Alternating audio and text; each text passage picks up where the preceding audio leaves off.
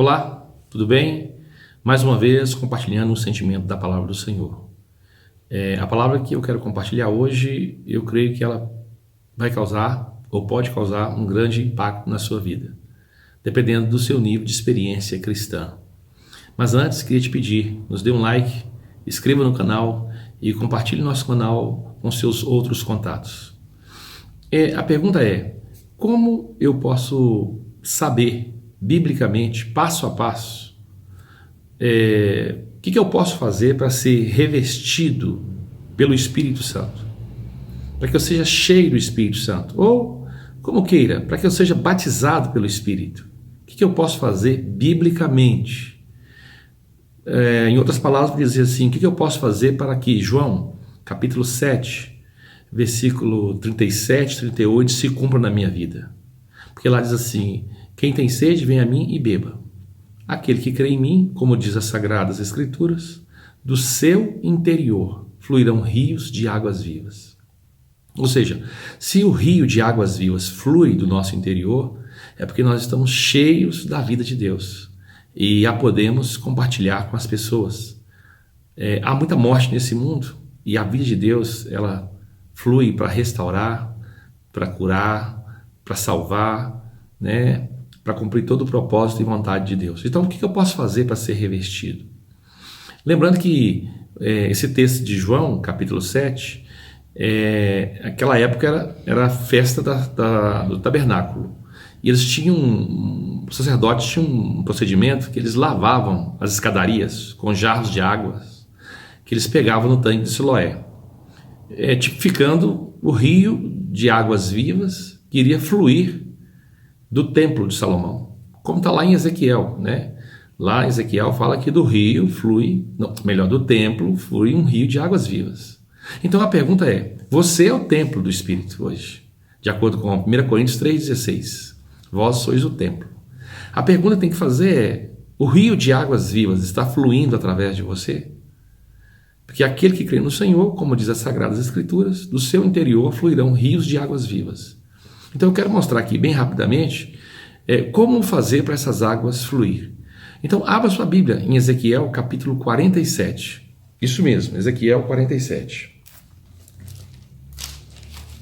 Eu vou ler aqui, presta atenção. Versículo 1, a gente vai ler até o 9. Depois disto, o homem me fez voltar à entrada do templo.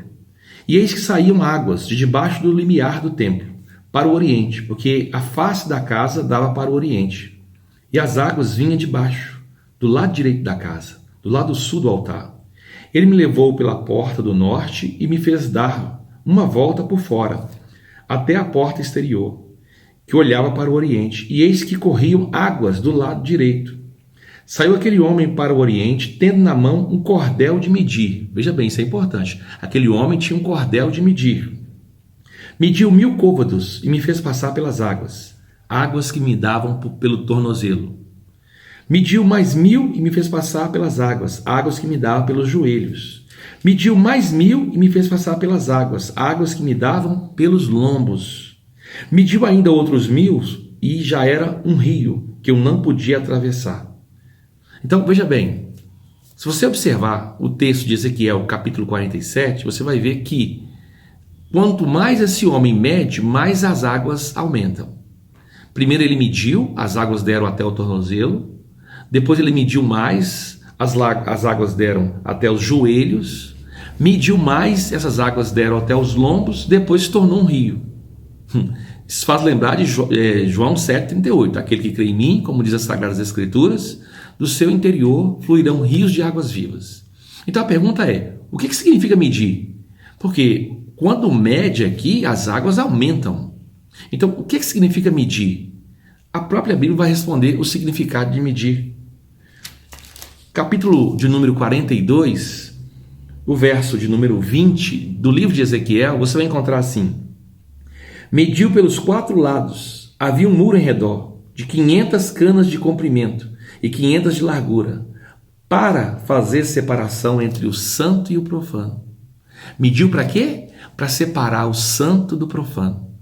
Então, você que entregou a sua vida para Jesus, e quer ser cheio do Espírito Santo, quer ser batizado pelo Espírito Santo, de acordo com as Sagradas Escrituras, o que você tem que fazer? Tem que medir. Mas eu vou medir o que, pastor? Meça os seus pés. Aonde os seus pés têm te levado?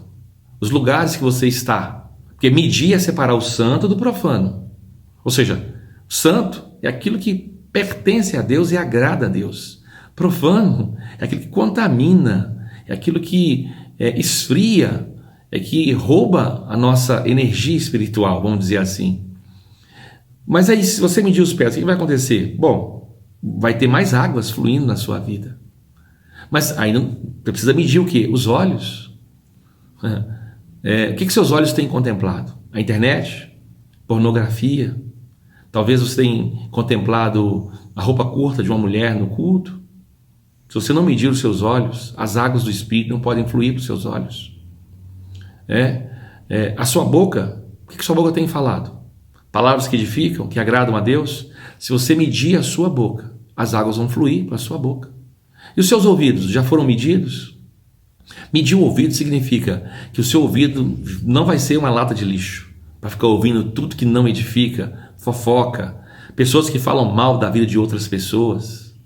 Se você medir as suas mãos servirá simplesmente para servir a Deus, para fazer a obra de Deus ou aquilo que agrada a Deus.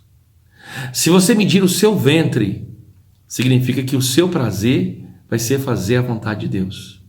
Quando eu vejo aquele texto lá de Filipenses, que Paulo ele fala chorando de pessoas que são inimigos da cruz e que o Deus deles é o ventre, os prazeres dessa vida, logo nós entendemos o significado da palavra medir.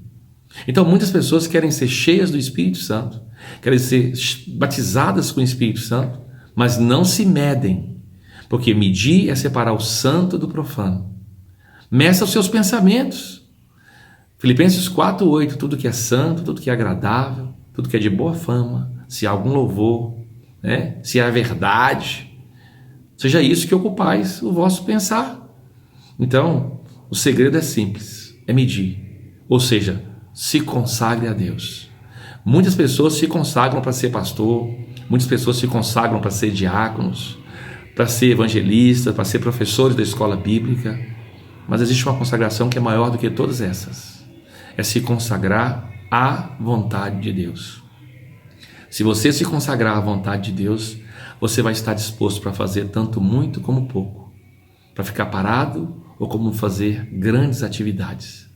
Deus te abençoe e já a gente vai mandar uma nova like. Fique com Deus.